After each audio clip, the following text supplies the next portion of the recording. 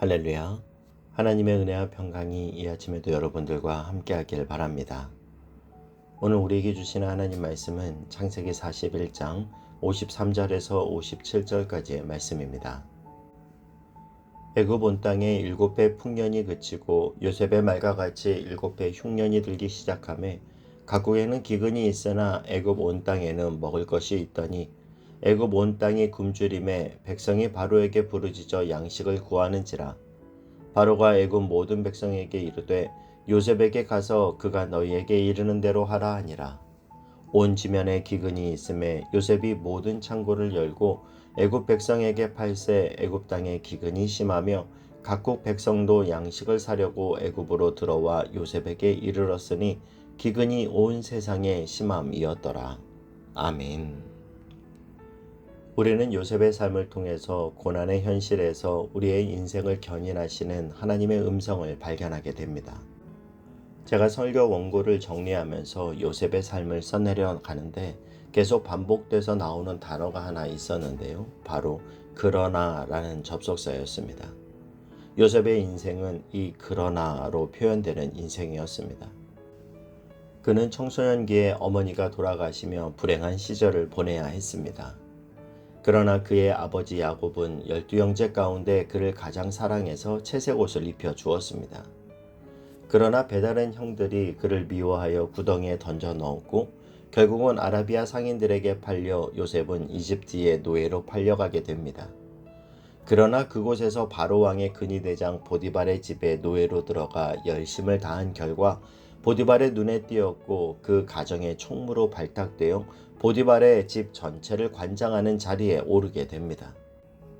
그러나 보디발의 아내의 유혹으로 인해서 그는 누명을 쓰고 재판도 받지 못한 채 성폭력 미수범이라는 파렴치범으로 몰려 감옥에 던져지는 신세가 되었습니다. 그러나 하나님께서 그에게 은혜를 베풀어 주셔서 감옥 안에서 간수장의 눈에 띄어 감옥의 모든 일을 보게 하고 특별히 그곳에서 그가 바로의 술 맡은 관원장과 떡 관원장의 꿈을 해석해 주면서 술 관원장에게 당신이 곧 복직이 될 텐데 복직이 되거든 나는 죄가 없이 이곳에 왔으니 나를 건져달라고 부탁했습니다. 그러나 그 술 관원장은 요셉을 잊어버렸고 요셉은 감옥에서 잊혀진 2년의 세월을 보내게 됩니다. 그러나 하나님께서는 때가 되어 바로에게 꿈을 꾸게 하셨고 누구도 그 꿈을 해석할 수 없을 때 하나님은 술 관원장에게 비로소 요셉이 떠오르게 하셔서 왕 앞에 서게 하십니다.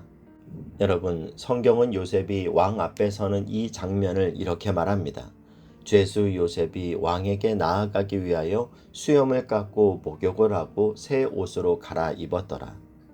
제가 이 장면을 묵상하는데 정말 깊은 감동이 밀려왔습니다. 요셉은 매일 감옥에서 생활하고 있었어요.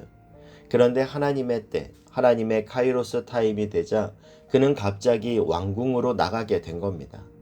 그는 매일 누더기 같은 죄수의 옷을 입고 음침한 곳에 있어야 했어요.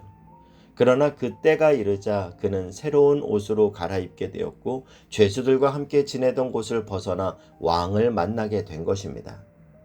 그리고 그는 그곳에서 왕에게 앞으로 있을 7년의 풍년과 7년의 흉년을 예고해 주었을 뿐만 아니라 왕께서 새로운 사람을 선택하여 그 위기의 때를 준비하셔야 됩니다.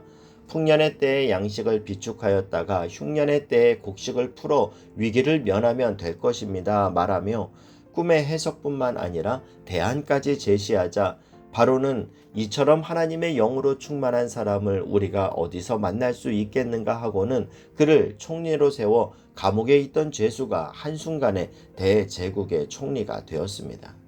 여러분, 저는 요셉의 삶 가운데 있었던 이 그러나로 표현되는 반전의 은혜, 그러나로 표현되는 역전의 은혜가 오늘도 우리의 인생을 섭리하시는 하나님을 바라보며 살아가는 모든 성도들의 삶에 동일하게 나타나는 축복이 될 수 있길 주님의 이름으로 축복합니다.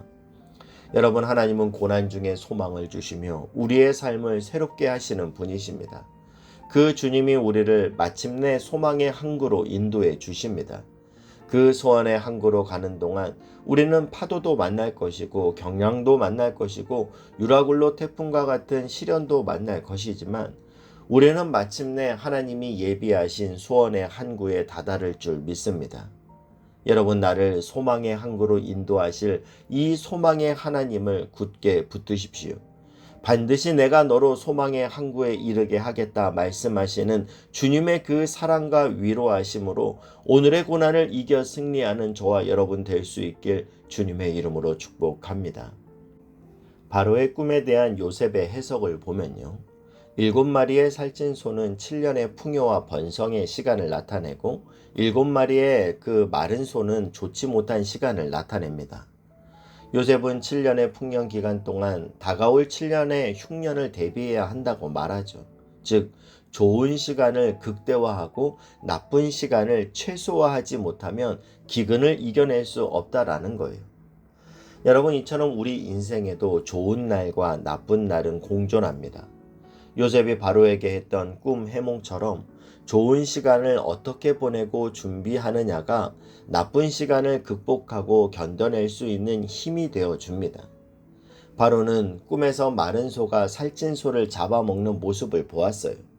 여러분, 만약 여러분이 주의하지 않으면 마른 소가 살찐 소를 잡아먹습니다. 나쁜 시간이 좋은 시간을 잡아먹습니다. 우리는 나쁜 시간이 인생에 찾아올 때 특히 올바른 생각을 해야 해요. 그 올바른 생각이 우리를 올바른 행동으로 이끕니다. 그래서 여러분, 우리는 늘 신령한 생각을 가져야 합니다. 정욕과 불결한 것으로부터 깨끗한 생각을 할 뿐만 아니라 그리스도의 마음과 생각으로 안 좋은 시간과 실망감 등 우리 삶의 나쁜 것들이 나의 기쁨과 성령 안에서의 풍성한 삶 등 내 안에 일어나는 모든 선한 것을 삼켜버리지 못하게 말이죠. 그러나 우리가 주의하지 않으면 나쁜 것들이 좋은 것들을 삼켜버립니다. 여러분, 내가 만난 한 사람이, 내가 한 어떤 잘못이, 내가 경험한 어떤 아픔이 우리를 집어삼켜버리고 우리의 인생을 망쳐놓을 수 있어요. 그러나 여러분, 여러분의 남은 생애 동안 나쁜 것이 좋은 것을 삼켜버리게 놔두지 마십시오. 마귀는 여러분이 그 하나에 집착하며 여러분의 남은 생을 망치게 하려 합니다. 주님의 이름으로 권면합니다. 그 나쁜 생각과 나쁜 감정, 그 나쁜 기억들을 내려놓으세요. 나쁜 것들이 좋은 것을 삼켜버리지 못하게 하십시오.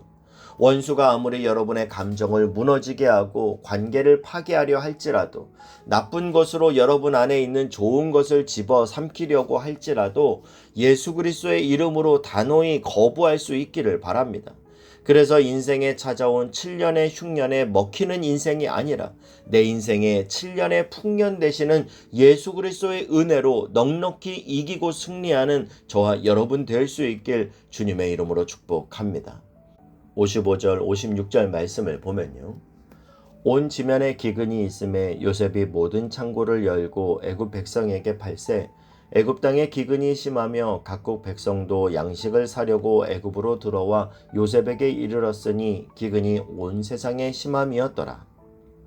7년의 풍년이 있었지만 흉년의 때를 대비하지 못했던 사람들이 기근에 시달리며 요셉에게 찾아옵니다. 그래서 요셉은 모든 창고를 열어 그들을 굶주림에서 구하죠. 열려진 요셉의 창고로 인해 수많은 사람들이 삶의 안정을 찾았고 생명을 구했습니다.